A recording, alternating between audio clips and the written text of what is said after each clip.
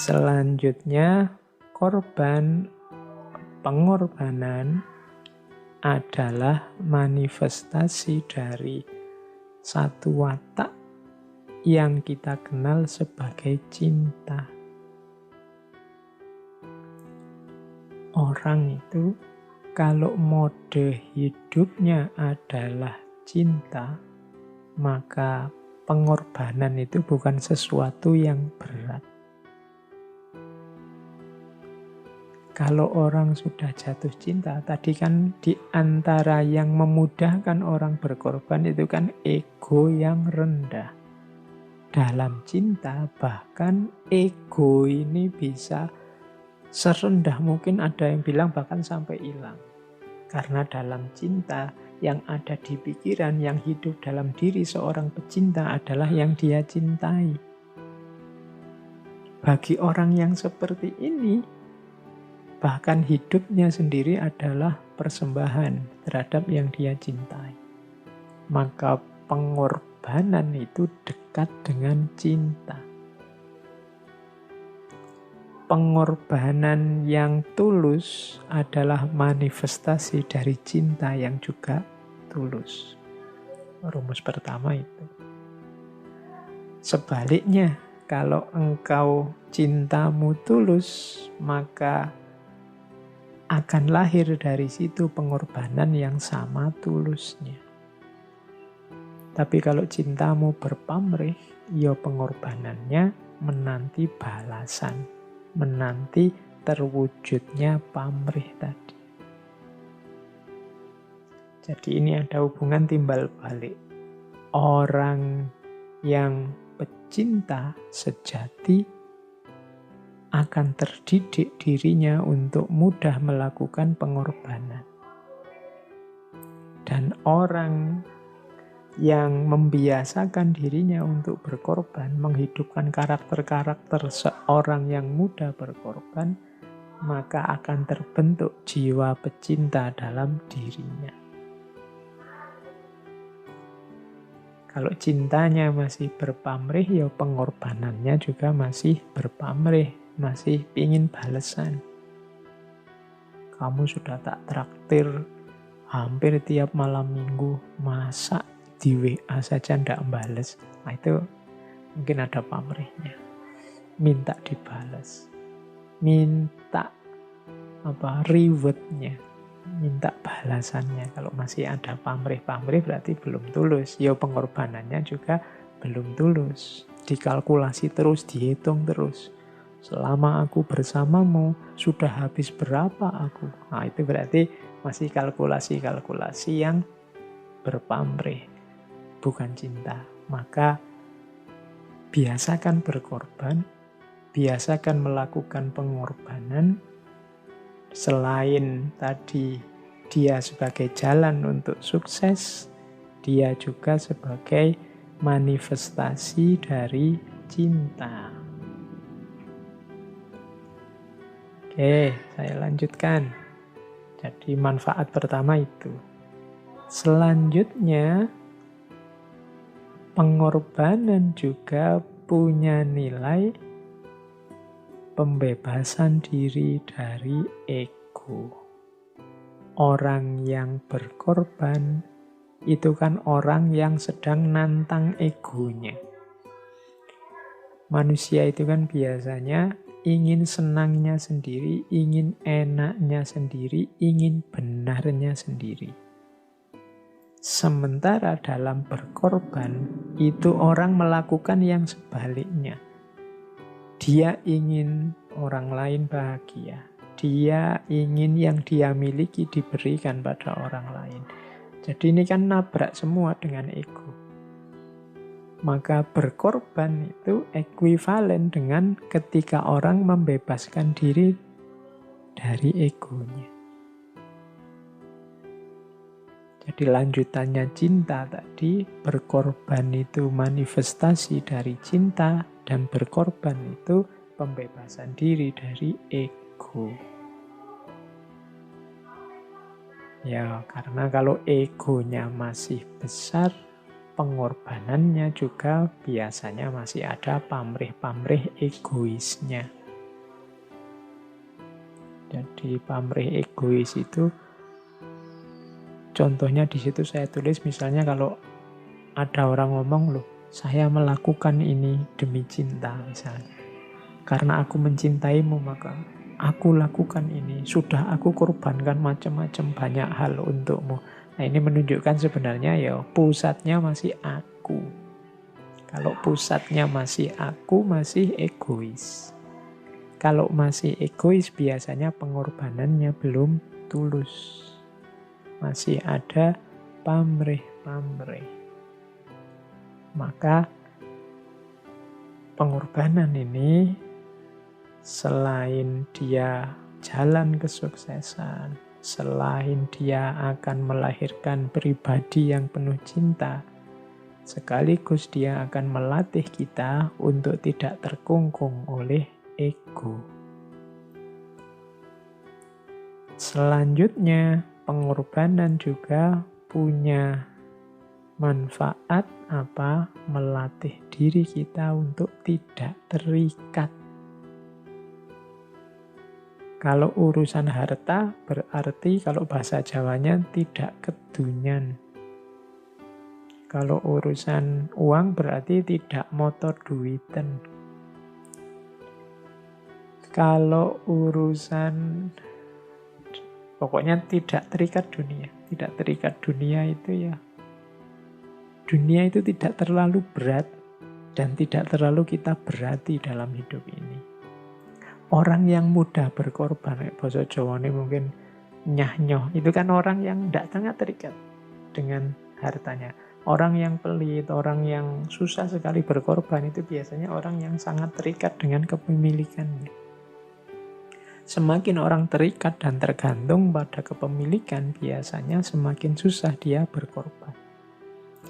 Ini sapiku aku sudah memelihara sejak dia pedet, sejak dia kecil, masa harus dikorbankan? Ini kalau dijual kan mahal untuk ini. Itu ada keterikatannya. Jadi pengorbanan melatih kita untuk tidak terikat. Kenapa? Karena semakin terikat kita dengan dunia, semakin berat langkah kita untuk mendekat ke Allah, untuk ilaihi roji'un. Maka agama di antara hikmahnya mengapa kita, kalau dalam Islam disunahkan untuk berkorban, untuk melatih jiwa kita agar tidak terlalu terikat oleh dunia. Melatih kita untuk menyapih dunia. Karena kalau tidak, kalau kita nyusu terus ke dunia, kita tidak akan jalan-jalan ilaihi roji'un. Kita tidak akan bergerak mendekat ke Allah. Maka banyak sarana oleh Allah diberikan biar kita ingat dan segera sadar tugas kita adalah kembali kepadanya. Dunia hanya media, hanya alat, hanya sarana. Jangan memberati kita dan jangan dijadikan tujuan. Nah, berkorban dan pengorbanan itu mendidik jiwa secara luar biasa untuk tidak terikat oleh dunia. Nah, teman-teman ada berapa tadi ya? Ternyata mentalitas orang yang rela berkorban itu ada banyak manfaatnya.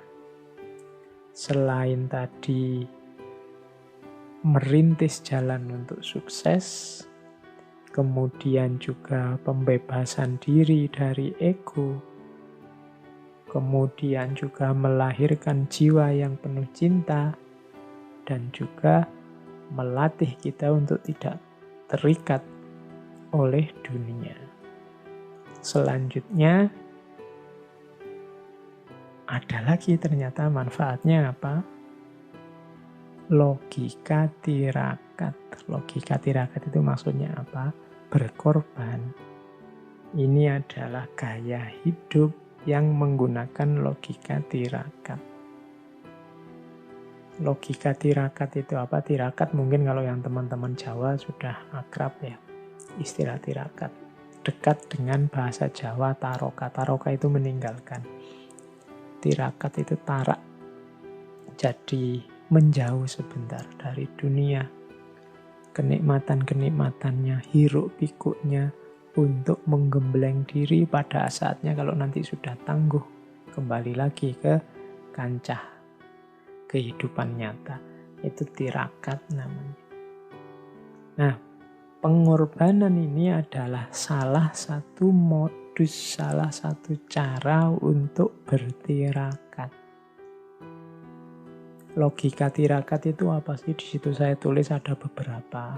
Logika tirakat itu logikanya mirip orang yang puasa yang nanti pada saatnya akan buka puasa. Puasa itu kan orang yang sebenarnya dia bisa makan kalau pagi atau siang, uangnya banyak, tapi dia milih tidak makan. Ini kan tirakat. Wong yo dia bukan orang yang ndak punya, cuma dia milih ndak makan.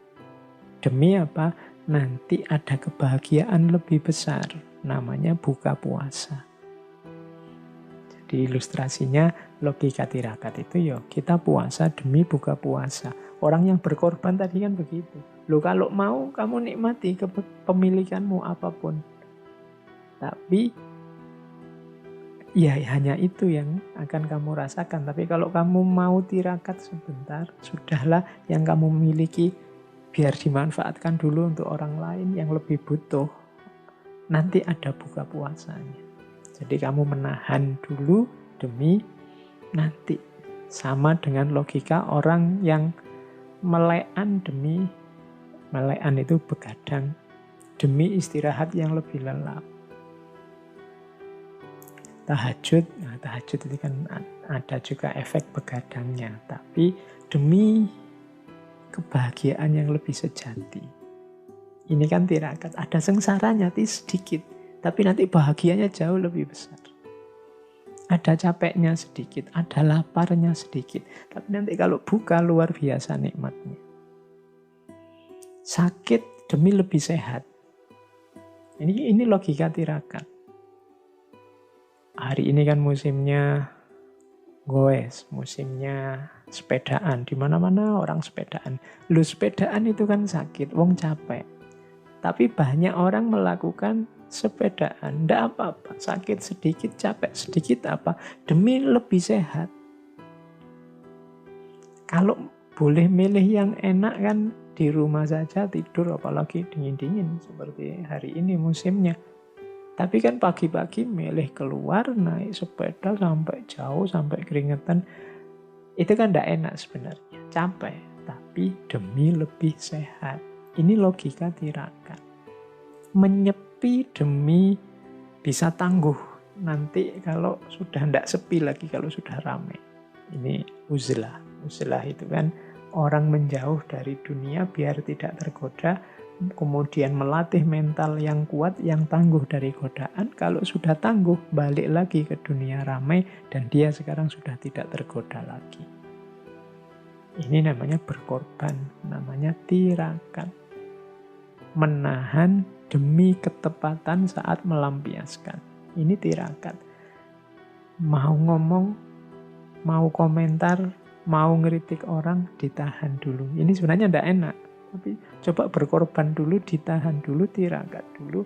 Belajar dulu yang dalam sampai detail. Kalau sudah ngerti pasnya, baru ngomong, baru komen. Dan kemampuan semacam ini mungkin hari ini banyak kita butuhkan. Saya bilang tadi di depan banyak orang yang tidak mau susah, tidak mau berkorban, tidak mau puasa, tidak enak sebentar saja. Menahan tidak enak sebentar saja untuk nanti bisa ada kebahagiaan yang lebih besar. Seandainya nanti jadi ngomong, jadi komen, itu sudah sangat berkualitas. Daripada sekedar ngomong, sekedar nulis yang hasilnya hanya gegeran, tawuran, dan kisruh. Bahkan memang ada orang yang memang niatnya ngisruh.